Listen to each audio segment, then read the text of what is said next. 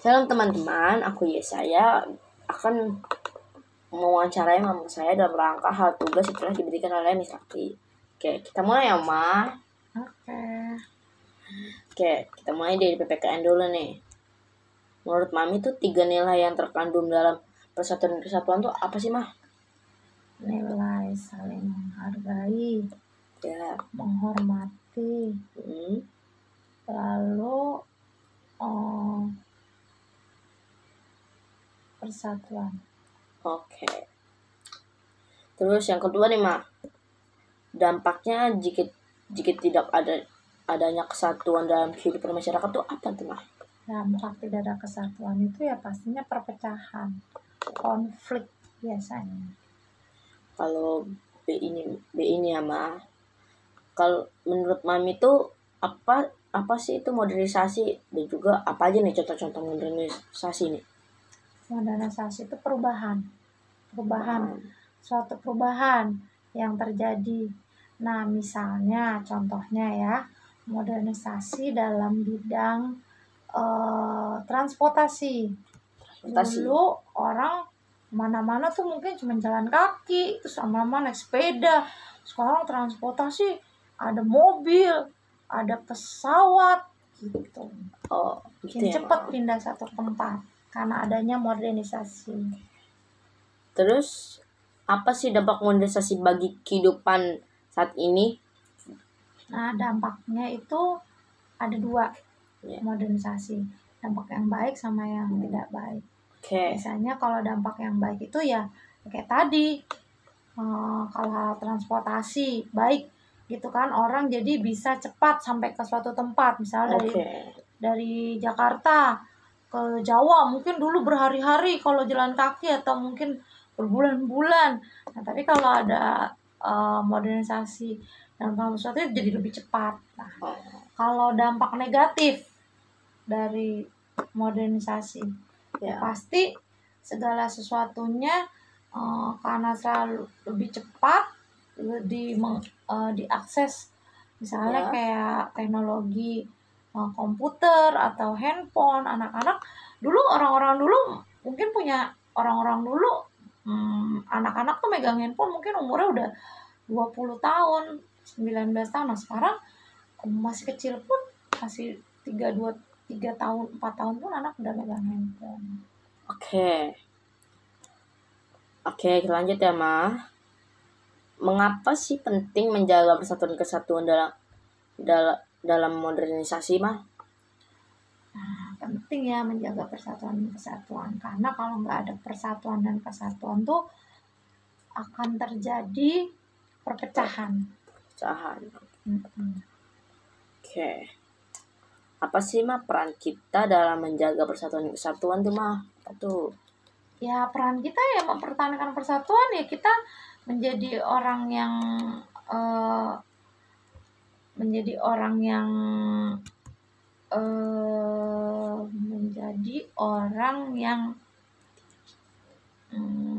menjaga persatuan ya. Ya, menjaga persatuan tuh apa tuh, kayak apa tuh?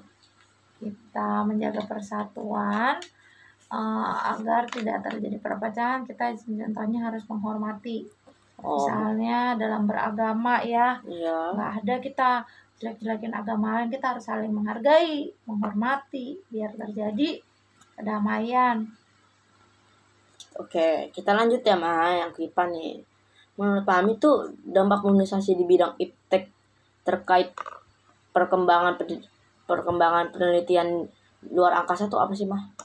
Ya, sekarang orang dulu jarang, istilahnya dulu mungkin hal yang mustahil ya orang ke bulan. Nah, sekarang dengan perkembangan teknologi, orang bisa ke bulan, bahkan ke planet-planet lain. Oke, yang kedua nih, Ma. 4 perkembangan penelitian tuh apa sih, Ma? Apa aja nih? 4 perkembangan penelitian. Ya, 4, Ma. 4. Ada perkembangan teknologi. Ya. Contohnya teknologi handphone. Oke. Ya, dulu kita telepon komunikasi ke orang kayak telepon tuh pada kabelnya. Sekarang karena ada modernisasi, telepon bisa dibawa kemana-mana udah tanpa kabel, kecil lagi.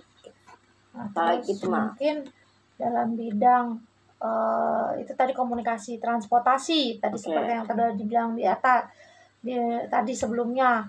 Misalnya orang dulu cuman mengandalkan jalan kaki, naik sepeda yang kecepatannya sedikit, sekarang bisa naik pesawat atau naik kereta cepat, jadi nyampe ke suatu tempat itu cepat.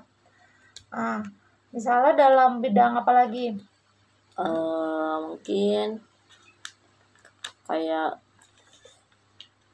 informasi penyampaian informasi gitu. Penyampaian informasi itu teknologi ya, termasuk di dalam teknologi ya.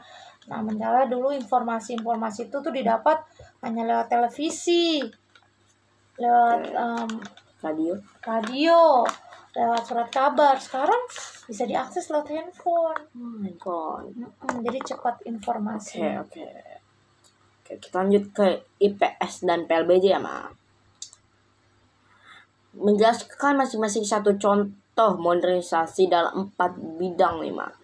Yaitu 1. Iptek, 2. Transportasi, 3. Ekonomi, dan 4. Sosial budaya. Kalau iptek seperti yang tadi kita udah jelasin ya, teknologi, banyak teknologi yang berkembang nih yang membantu kita nih. Yang pertama mungkin handphone, itu perkembangan teknologi yang banget ngebantu kita. Yang kedua di dalam transportasi itu tadi alat transportasi. Dulu nggak ada mobil, sekarang ada mobil, bahkan ada kereta cepat, ada pesawat. Nah, dalam bidang ekonomi dulu orang dalam bidang ekonomi itu membeli sesuatu itu kadang-kadang barter, belum pakai uang. Terus di bidang, karena sekarang sudah makin meluas, jadi kita belanja pun bisa pakai kartu pembayarannya. Terus belinya juga nggak harus datang ke toko, dana bisa online. Itu karena perkembangan teknologi juga. Kalau sosial budaya mah? Kalau sosial budaya dulu tuh anak-anak tuh misalnya ya, anak-anak itu di bidang sosial itu misalnya anak-anak itu diajarkan untuk budaya mengantri. Ya, mengantri saat misalnya membeli sesuatu, terus mungkin mau masuk ke suatu tempat gitu. Nah, itu sekarang juga berkembang. Anak-anak sekarang tuh diajarkan untuk mengantri gitu sih. Nih, akhirnya gini, Mak. Dampak positif apa negatifnya dari iptek tadi?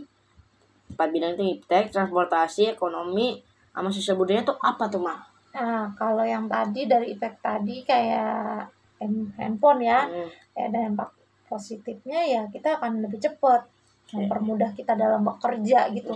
Misalnya mau komunikasi juga lewat handphone cepat. Nah, tapi dampak negatifnya kadang-kadang informasi yang diberikan di handphone itu nggak semuanya baik gitu. Ada informasi-informasi yang sebenarnya belum boleh lah diketahui oleh mungkin anak yang mengaksesnya.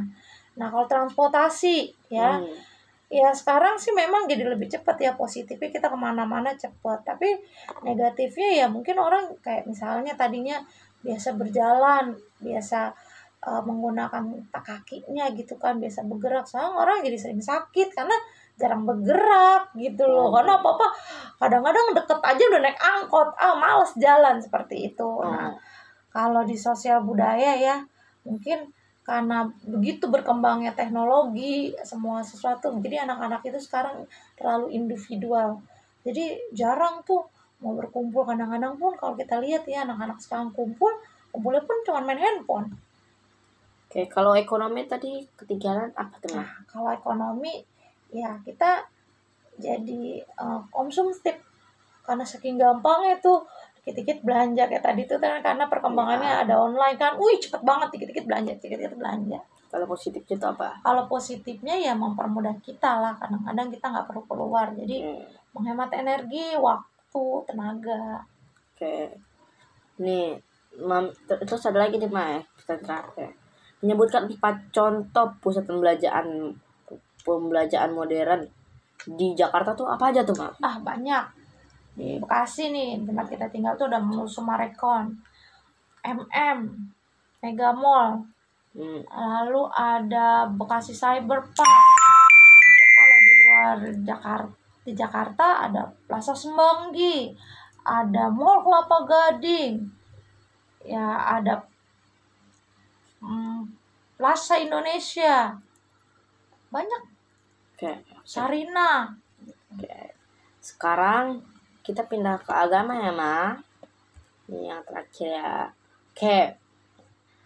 Menurut menjelaskan makna melayani itu apa sih? Maknanya melayani? Melayani itu melakukan sesuatu untuk orang lain. Ya. Jadi kalau kita melayani masyarakat ya kita melakukan sesuatu untuk masyarakat gitu. Kalau kita dibilang melayani masyarakat, apa sih yang kita bisa lakukan buat masyarakat, ya kita lakuin gitu. Oke.